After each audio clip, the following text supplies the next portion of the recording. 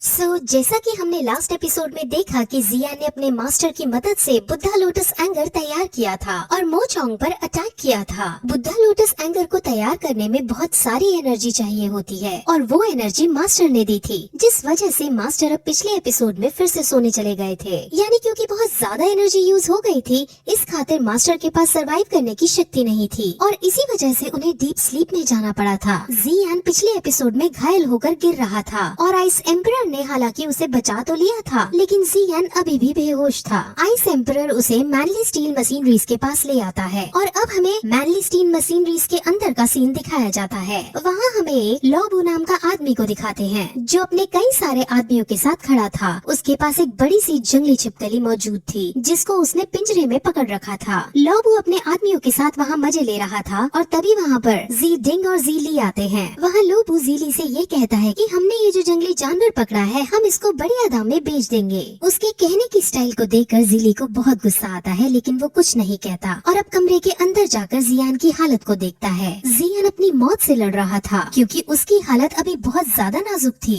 5 दिन बीत चुके थे, लेकिन जियान की हालत में कोई सुधार नहीं था, जिस वजह से उसके दोनों भाई बहुत चिंतित थे। वहीं अब वो जियान की हालत के बारे में बात कर ही रहे होते हैं कि तभी इविल लोबू मान से उस ड्रैगन छिपकली को पिंजरे से निकाल देता है और वहाँ तबाही मचाने लगता है। जीली और जी डिंग अब वहाँ आ पहुँचते हैं और लोबू की इस हरकत पर बहुत गुस्सा करते हैं, लेकिन अभी सबसे पहले उन्हें उस ड्रैगन लिजर्ड को शांत करना था। इसीलिए जीली अपनी शक्तियों का यूज करके ड्रैगन छिपकली से लड़ाई करता है और बहुत स्ट्रगल करने के बाद भी वो उसे काबू में नहीं ला पा रहा होता है और हार रहा होता है। अब वो लिजर्ड जीली को मारने ही वाली होती है कि तभी इविल लोबू वहाँ आकर लिजर्ड को मारकर अपनी शान उन सबको दिखाता है कि देखो मैं कितना पावरफुल हूँ। अब ये हरकत जीली और जी डिंग दोनों को पसंद नहीं आती और जीली को तो मन करता है कि इस लोबू को अभी मार डालूं, लेकिन जी डिंग अपने भाई को शांत कराता है। अब लोबू उन्हें टॉन्ट मारते हुए कहता है कि अब तो तुम्हारा भाई भी बिस्तर पर पड़ा है और मैंने सुना है वो कुछ ही दिनों का मेहमान है। वो बेसिकली उन दोनों भाइयों को चिढ़ा रहा है। वहीं अब हमें जियान को दिखाते हैं जो बिस्तर पर लेटा था। वो बेहोशी की हालत में एक सपना देखता है जहाँ एक डेविल से उसका सामना हो रहा है। जियान डेविल से फाइट कर रहा है और डेविल उसे ये कह रहा है कि तुम मुझे नहीं मार पाओगे। अब जियान गुस्से में आकर बुद्धा लोटस एंगर को बुलाता है और उस डेविल पर हमला करता है और बहुत खुश होता है क्योंकि उसने बिना अपने मास्टर की हेल्प से बुद्धा लोटस एंगर क्रिएट कर लिया था। लेकिन तभी वो देखता है कि जिस डेविल को उसने मारा है वो असल में डेविल नहीं है, वो असल में उसके टीचर हैं। यानी उसे अभी भी बेहोशी की हालत में ये गिल्ट हो रहा है कि उसने ज्यादा पावर्स को पाने के लिए अपने मास्टर को मार डाला है। वो अब इस गिल्ट में जल्दी से बिस्तर से उठ जाता है। यानी अब जियान होश में आ जाता है। वो अपने टीचर को बहुत याद करता है और खुद को बहुत कोसता है कि मैंने अपने टीचर की एनर्जी यूज की, जिस वजह से उनकी एनर्जी खत्म हो गई और वो वापस सोने चले गए। असल में टीचर उसकी सोल पावर को यूज कर रहे थे जो बहुत कमजोर हो गई थी, जिस वजह से मास्टर कम पावर होने के कारण सोने चले गए थे।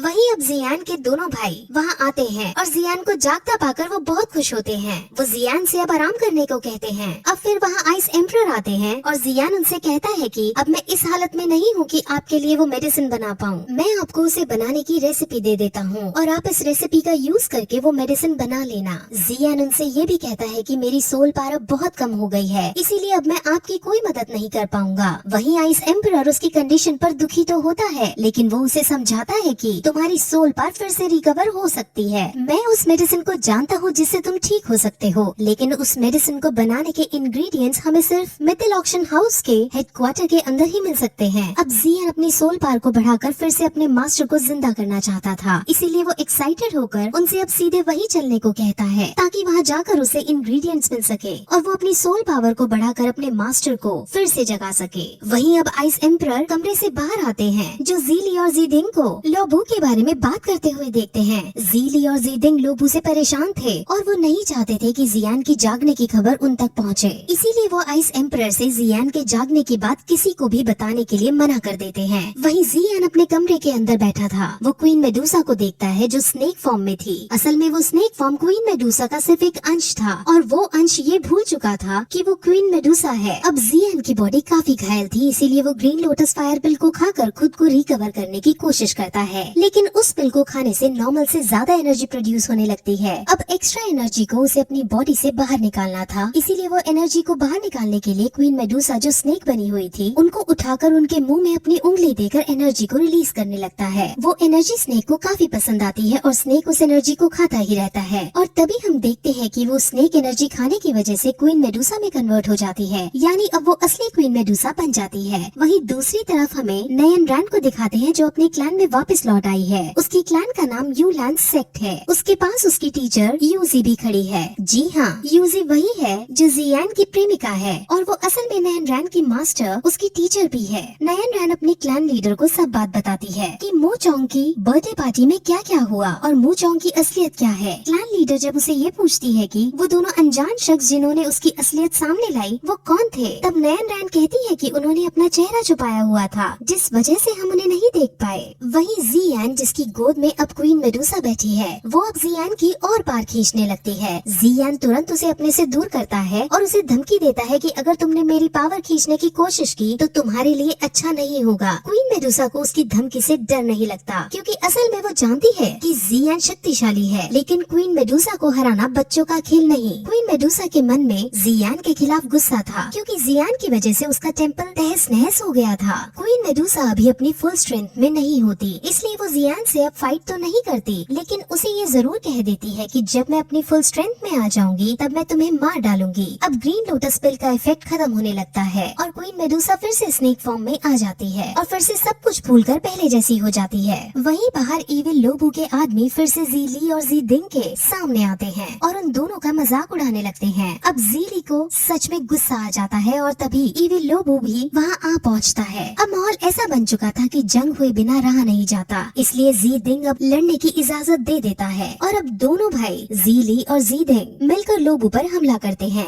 लेकिन लोबू बहुत ज्यादा शक्तिशाली था और वो उसको हरा नहीं पा रहे थे। उनमें काफी देर तक स्ट्रगल होता है और एट लास्ट लोबू ज़ीली को जान से मारने ही वाला होता है कि तभी वहाँ जियान आ पहुँचता है और अपने भाई को बचा लेता है। अब उसे भी लोबू पर बहुत गुस्सा आ रहा था और वो अब इस बार फिर से बुद्धा लोटस एंगर को यूज करता है। अब ये देखकर आइस एम्परर बहुत ज्यादा डर जाता है क्योंकि पिछली बार जियान इस पावर को संभाल नहीं पाया था और 5 दिन तक बेहोश रहा था, लेकिन जियान अब इस पावर का फिर से यूज कर देता है और इस बार वो इस पावर को इस फ्लेम को कंट्रोल करने में कामयाब हो जाता है और इस पावर से लोबू बुरी तरह से हार जाता है। अब जियान गुस्से में आगे बढ़ता है और उसको जान से खत्म करने लगता है, लेकिन ज़ीडिंग उसे रोकता है और कहता है कि मशीनरीज के कुछ अपने नियम हैं, उन्हीं नियम के अकॉर्डिंग इसको सजा दी जाएगी। अब जियान फिर बार में जाकर ड्रिंक पीता है क्योंकि उसे अपने मास्टर की बहुत याद आ रही थी। वहीं अब आइस एम्परर उसे मिलने आते हैं जहाँ जियान उनसे अब और ज्यादा देर ना करने की कहकर जल्द से जल्द मिल्टन ऑक्शन में चलने को कहता है ताकि वो उन इंग्रेडिएंट्स को प्राप्त कर सके जो उसकी सोल पावर को बढ़ा सके।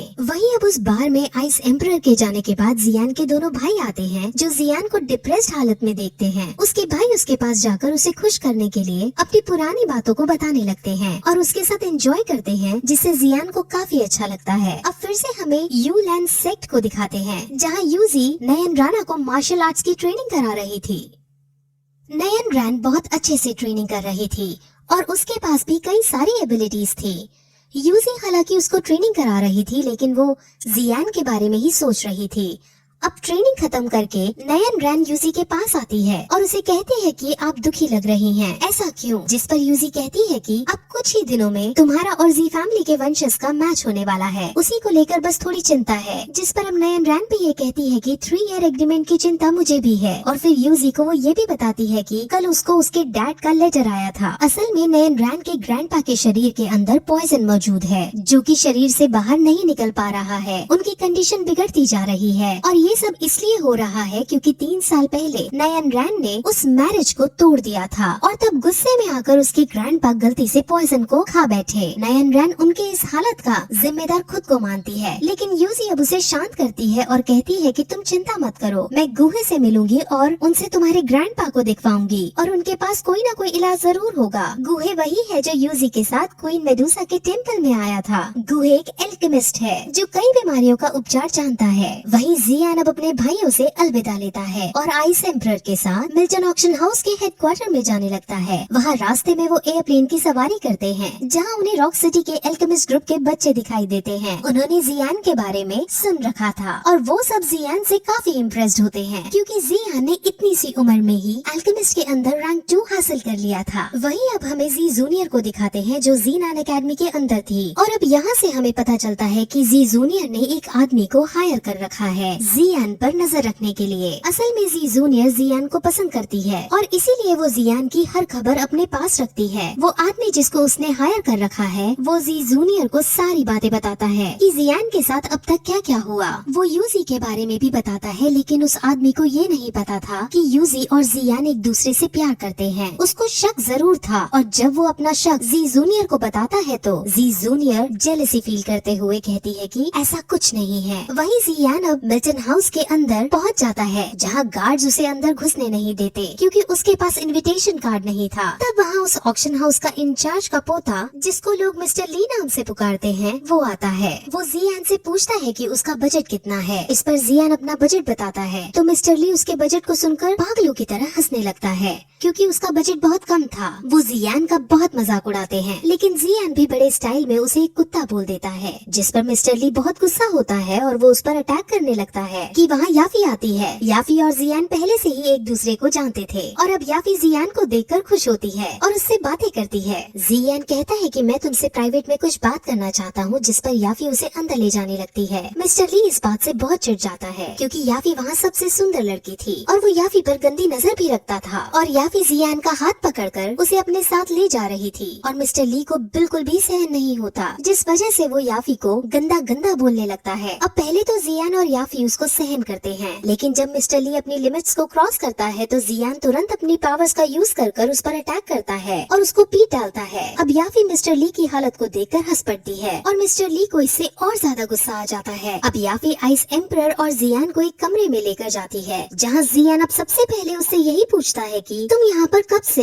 इतना सब झेल रही हो, जिस पर याफी उसे बताती है कि असल में उस आदमी का नाम लीली है और उसके ग्रैंडफादर इस ऑक्शन हाउस के इंचार्ज हैं। मिस्टर ली अपने ग्रैंडफादर के दम पर ही इतना उछलता है और मुझ पर गंदी नजर रखता है, लेकिन मैं उसे इग्नोर ही करती हूँ क्योंकि उसके ग्रैंडफादर यहाँ सबसे बड़े हैं। जियान उसे समझाता है कि जितना तुम उसे इग्नोर करोगी वो उतना गंदा बिहेवियर तुम्हारे साथ करेगा, लेकिन याफी इस बारे में और बात नहीं करना चाहती थी, इसीलिए वो ये पूछती है कि तुम्हें यहाँ से क्या चाहिए, जिस पर जियान भी समझ जाता है और वो अब काम की बात बताता है। वो उससे सोल पावर को रेस्टोर करने का सामान मांगता है, लेकिन याफी उसे कहती है कि उसके पास ऐसा तो कोई सामान नहीं है क्योंकि ऐसा सामान बहुत कम होता है और वो तो हमारे पास नहीं है, जिस पर अब आइस एम्परर ये कहता है कि तुम्हारे पास सोल पावर को रेस्टोर करने वाली चीज नहीं है तो तुम कम से कम ये बता दो कि ये चीजें हमें कहाँ से मिल पाएंगी। अब इस पर याफी अपने मिल्टन ऑक्शन के रिकॉर्ड्स चेक करने की बात उनसे कहती है क्योंकि उसको चेक करने के बाद ही वो बता पाएगी कि कहाँ पर ये सामान मिल सकता है। अब फिर आइस एम्परर अपना एक अलग सामान की लिस्ट याफी को देता है और पूछता है कि ये तुम्हारे पास मिल पाएगा क्या, जिस पर याफी कहती है कि ये सब तो मिल जाएगा, लेकिन ये बहुत महंगा है, इसकी कीमत 1 मिलियन गोल्ड कॉइन से भी ज्यादा है। जिस पर अब आइस एम्परर उसे अपना पर्पल गोल्ड कार्ड देता है। पर्पल गोल्ड कार्ड का मतलब है कि इसके पास बहुत ज्यादा पैसा है। अब याफी उसके सामान को, जो कि 4 मेडिसिनल इंग्रेडिएंट्स हैं, उनको मंगवाती है। याफी आइस एम्परर को अब ये भी बताती है कि आपके पास क्योंकि पर्पल गोल्ड कार्ड है इसीलिए हमारी तरफ से आपको 30% डिस्काउंट भी मिलेगा।